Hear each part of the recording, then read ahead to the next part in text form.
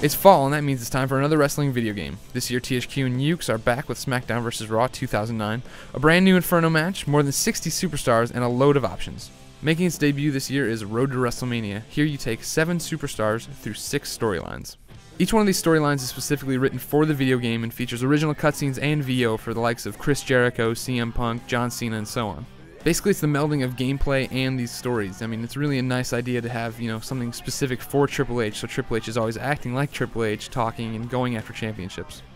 Each one of these 6 storylines should take you about 2.5 hours to get through, and there's going to be these optional objectives in there that'll be your main branching path to go through and get the unlockables such as characters, belts, and arenas. Last year I was really disappointed by the story mode called 24/7, and this one definitely takes it up a notch. It's one of the best I've seen in years. I mean, it's awesome to go through and have these choices that actually influence how the character is going to be. With Triple H, you have to decide if you're going to go with DX or Evolution. Jericho's got to figure out who these masked men are that are after him, and Cena's got to take out MVP and his goons. Of course, some are going to be upset. Road to WrestleMania is only open to those 7 superstars. But if you want to take a created superstar, a diva, or anyone else on the roster through the championship belt path, career mode's there for you. Career mode's a cut and dry stat builder. You choose a character and you're given an attribute rating of something like 35, and then you have to go into these matches and play through them. This is really great for a created superstar because what happens in the ring governs what you're going to get attribute-wise. So if I go into a match and I use a steel chair the whole time, my hardcore rating is going to keep going up and up and up, whereas if I didn't run around it or anything, my speed rating wouldn't move around that much.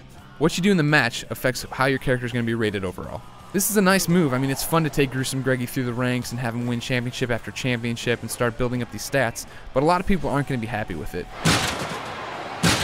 To begin with, this is the only way to unlock abilities and build a created character. So if you're going in there wanting to create, RVD and Jerry Lynn, you're going to have to take RVD and Jerry Lynn through here to make them good. Otherwise, they're just going to be 35s the entire time in the game. Also, like I said, this is bare bones. There's no cutscenes, no storylines. You're just choosing a championship and going down that path trying to win it. That's alright, but is it really realistic to have one person with every championship belt? So you can take anyone into career, but obviously your created superstar is the one you'll be looking to take in here the most and actually build. If you're wondering about created superstar, it's pretty much what we've seen in the past. It's a really deep system with a lot to go in and do.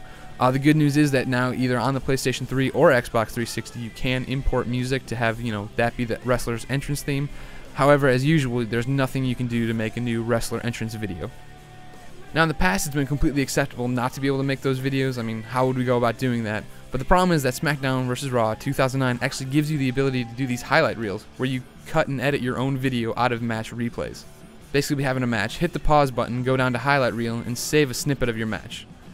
After you've saved snippets of your match, you go into this highlight reel and you can add effects, filters, little logos, you can create your own text to put in there. It's really neat.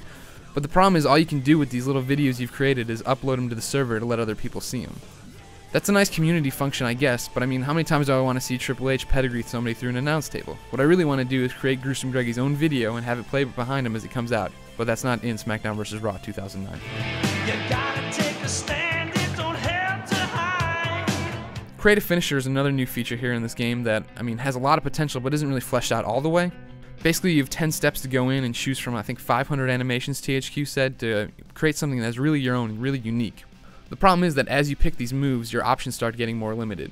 All I wanted to do was create the Greggy Guillotine, my finishing move, where I pull somebody up into a fireman's carry and kick them out into a stunner. It's real simple and it shouldn't have been that big of a deal. I went in to create a finisher and I chose to kick a guy in the groin. I pulled him up into a Samoan drop. And then there was an option to kick him out for a diamond cutter, and I was like, alright, that's fine, it's, same position. But as soon as I chose that part, I only had 3 moves to end with. A Dreamer Driver, a Body Press Slam, and a Military Slam. 3 options, that's kind of lame. There is a stunner in Creative Finisher, so why couldn't I pick from it? It's one of these things where the choices you make early on start dictating what's going to be there in the end. There's definitely a lot of stuff here, and it is cool, but I could have gone for a little bit more content. Don't get me wrong, SmackDown vs. Raw 2009 is a good game. Especially with the addition of a roster editor so I can choose what brand everyone's on, better AI along with sliders so now I can choose the frequency of reversals and how much a finisher should hurt somebody, and definitely the new tag team features are really cool, such as hot tag, double team moves, double team finishers. It's all really neat. What holds 09 back is the fact that it feels a lot like 08. A few of the crowd members are recycled, a lot of animations are recycled, a few entrances are recycled, and even the weapons wheel in the ECW match hasn't changed at all. These are all minor things, but they definitely take away the shine of a brand new game. As soon as I started playing the matches, I felt like I had done all this before. I've slammed people's head into the barricade like this before, I've tossed people around like this before. This all felt old. In the end, WWE SmackDown vs. Raw 2009 is a good game, but one that falls short of its potential. Sure, roster editors cool, creative finishers neat. I definitely love Road to WrestleMania, but in the end, the actual gameplay feels, old. It's well-worn territory. These issues shouldn't be deal breakers for fans of squared circle action, nor do they detract from the fact that this is a better game than last year's. But the problems do leave me without ever having that, wow feeling while playing the game. For the full written review, check out IGN.com.